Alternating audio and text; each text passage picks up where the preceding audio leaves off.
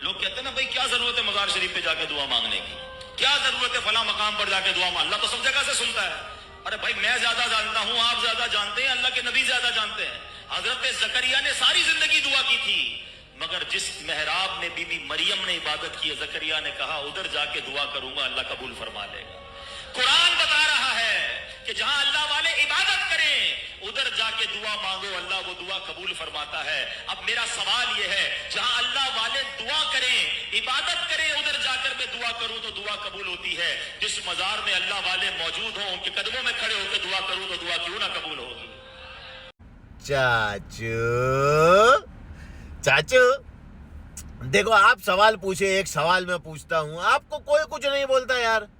میں سوال پوچھتا ہوں، سارے دعوت اسلامی والے بھڑک جاتے ہیں میرے اوپر۔ آپ بتاؤ یار چاچو، یہ کوئی انسانیت کی بات ہے یار؟ آدمی سوال ہی پوچھ رہا ہے، تھوڑی گالی گلوچ کر رہے ہیں کچھ یار۔ چلو خیر، جیسی جس کی سوچ نہ، جانے دو۔ بہرحال چاچو، آپ کے اس ایک سوال نے میرے ذہن، دماغ، خیالات میں بہت سارے سوال پیدا کر دیے۔ اب جیسے کہ مثال کے طور کے اوپر حضرت میں یہ جاننا چاہ رہا تھا سب سے پہلی بات تو، کہ کوئی بھی عالم، چاہے وہ دعوت اسلامی کا ہو یا دیگر جو اپنے آپ کو اہل سنت والجماعت کہتے ہیں، اگر اس مکتب فکر سے اگر کوئی بھی عالم آتا ہے، وہ اگزامپل جیسا آپ نے دیا زکریا علیہ السلام کا، کوئی آتا ہے عیسیٰ علیہ السلام کا دے دیتا ہے، کوئی آتا ہے موسیٰ علیہ السلام کا دے دیتا ہے۔ ارے بھائی، میرا سوال یہاں پر میرے دل میں یہ آیا کہ آدم علیہ السلام کے ٹائم کے اوپر تو محرم میں نکاح بھی جائز تھا، تو بھائی ہم کو فالو کس کو کرنا ہے؟ ہم امت محمدیہ صلی اللہ علیہ وسلم میں ہی پیدا ہوئے، نہیں کو غلط نبی میں پیدا ہو گئے؟ یہ بات میری آج تک سمجھ ہی نہیں آئی چاچو۔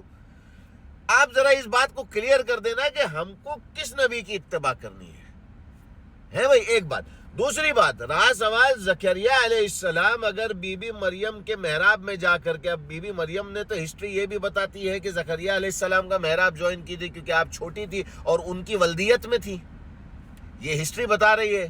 بہرحال چلے، اگر یہ بات کو تسلیم کر لیتے ہیں کہ آپ نے بی بی مریم کے محراب میں جا کر کے دعا کی، تو بس دعا کیسے کی انہوں نے؟ وہ جیسے آپ کیے تھے نا ویسے کی، کہ وہ آپ کیا کہتے تھے، وہ میری بگڑا وقت سنوار دو، میرے خواجہ مجھ کو نواز دو، اس طریقے سے زکریا علیہ السلام نے دعا کی تھی کہ میرا بگڑا وقت سنوار دے بیٹی مریم مجھے نواز؟ ایسا کی تھی کہ ہاتھ اٹھا کے اللہ سے دعا کی تھی کہ اے اللہ میرا بگڑا وقت سنوار دے، اے اللہ میری بگڑی بھی بنا دے؟ ایسے دعا کی تھی؟ کیسے دعا کی تھی؟ اور یہاں پر آدمی جا کر کے کیا رہا ہے؟ آپ خود ہی کیے تھے چاچو، یا کیے تھے نا؟ دیکھو چاچو میرے پاس ویڈیو ہے، ہم اکڑ نہیں سکتے بس۔ تو چاچو یہ دو تین سوالات ہیں کہ ایگزیکٹلی ہم کریں کیا۔ دوسری بات اور سب سے اہم بات، کہ اگر ہم نبی کریم، نبی رحمت، امام الانبیاء محمد صلی اللہ علیہ وسلم کی امتی ہیں، تو نبی کریم صلی اللہ علیہ وسلم کی کسی درگاہ پر جا کر، ارے نبی پاک صلی اللہ علیہ وسلم کے زمانے میں درگاہ بنتی تھی کیا؟ نہیں، مطلب اتنے شہید ہوئے آپ صلی اللہ علیہ وسلم کی موجودگی میں، اور دیگر صحابہ اور صحابیات کا انتقال ہوا، ان میں سے کسی کی مزار بنی تھی کیا؟ درگاہ جس کو ہم کہتے ہیں نا، درگاہ بنی تھی کیا وہاں پر؟ کس کی بنی تھی چاچو؟ ذرا میں جاننا چاہتا ہوں۔ ہاں، تو بہرحال یہ لوگوں نے کسی کی مزار، درگاہ یا کسی کی قبر کے اوپر جا کر کے، بیسیکلی قبر جہاں پر عبادت کر رہے ہیں وہاں نہیں، عبادت تو غریب مسجد نبوی میں یا اپنے حجرے میں کرتے تھے صحابہ کرام۔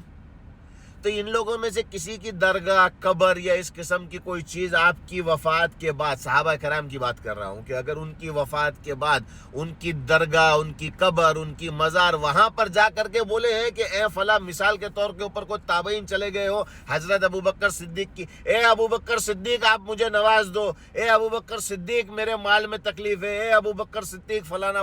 آج یہاں پر ہو رہا ہے چاچو کہ درگاہ کے اوپر جا کر کے آپ ناڑا باندھو، اور ناڑا باندھ کر کے آپ بولو کہ یا خواجہ اس ناڑے کی برکت سے، اب وہ دھاگا ہے، اس ناڑے کی برکت سے جو ہے آپ میرے بچے کو شفا دے دو، آپ وہ فلاں کا جن اتار دو، آپ روزی میں برکت دے دو۔ اور یہ غالب گمان، یہ صرف غالب گمان میں کیا جاتا ہے کہ وہ اصل میں ولی اللہ سے نہیں مانگ رہے ہیں، ہم جو ہے وہ اللہ سے مانگ رہے ہیں لیکن ان کے ذریعے سے یہ لے کے دے دیں گے.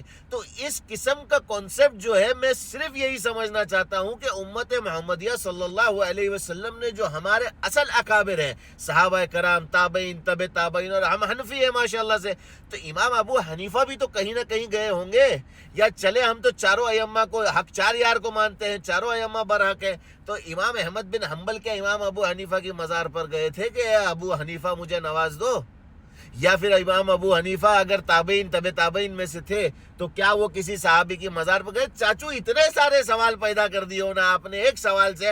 اب جواب دینا چاچو, اب کیا دعوت اسلامی آئیں گے, نیچے جواب میں صرف یہی ہوگا آئی لو دعوت اسلامی, مرشد عطار پر نور کی برسات ہو. ارے بھائی بہت زیادہ برسات ہو جائے نور کی, لیکن ہمارے سوالوں کے تو جواب دے دو چاچو.